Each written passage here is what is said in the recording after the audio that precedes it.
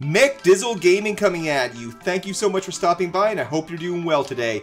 Hit that like button if you enjoy this, and subscribe to keep up to date with legendary gaming news, leaks, live streams, and a whole lot more. I hope you've had a great summer. Mine's been good. There's been some weddings to go to. We've done some camping. It's been a lot of fun. In today's video, I've revisited a game I played almost 8 years ago, and wow, what a difference. And that game is called The Long Dark. If you're like me and played it some time ago, it's definitely a much more advanced game with years of updates put into it. Take some lessons, Rockstar.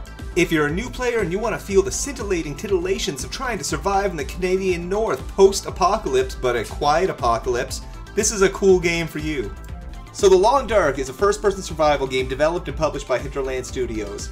There is a story mode, there's a survival mode, there's a number of challenge modes, and they're consistently being updated.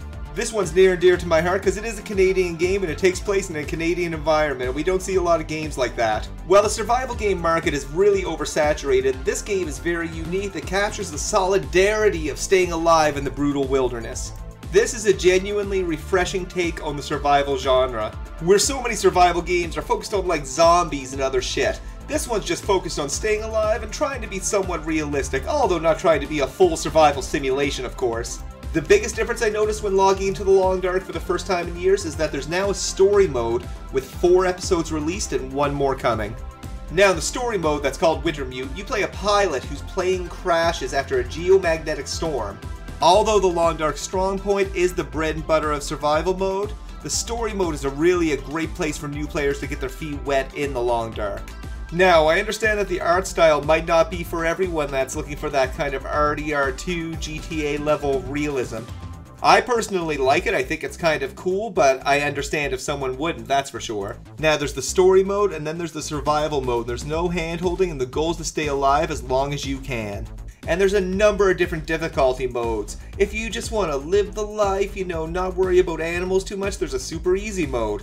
If you want to make things difficult with a whole bunch of other difficulty parameters, there's a super hard mode. One of the newer features they've added is challenges, which are specific activities that take in between 1 and 3 hours. I'm really looking forward to trying this blizzard one that you have to get a whole bunch of supplies and survive this monster blizzard that's coming, so I'll let you know how that goes. This game has been some crazy value for some people because this has been on sale on Steam so many times, and it includes all the content and all the free updates they have added.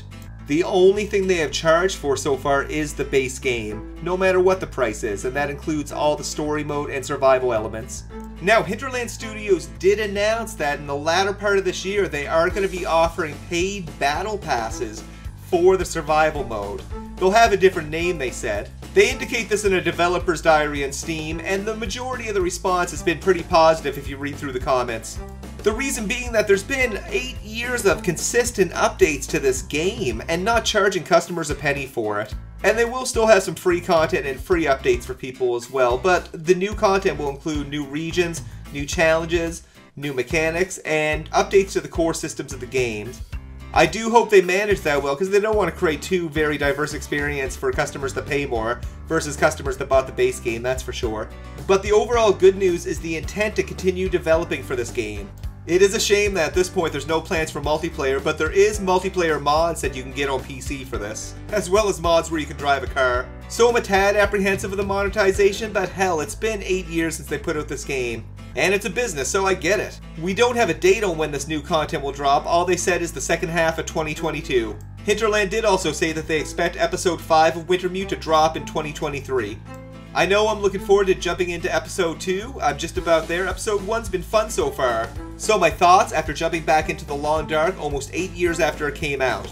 I think now it could be arguably called one of the best survival games of all time. What do you think? The game looks like it's going to be supported for quite a while, which is great to hear. And the quiet apocalypse is a nice way to spend the time once in a while. That's my thoughts on it. What about yourself? Have you played The Long Dark sometime over the last X amount of years? Did you enjoy it? Did you not enjoy it? Let me know in the comments below. If you made it this far, thank you so much for watching. And we'll see you soon in the next video or live stream. Have a great day.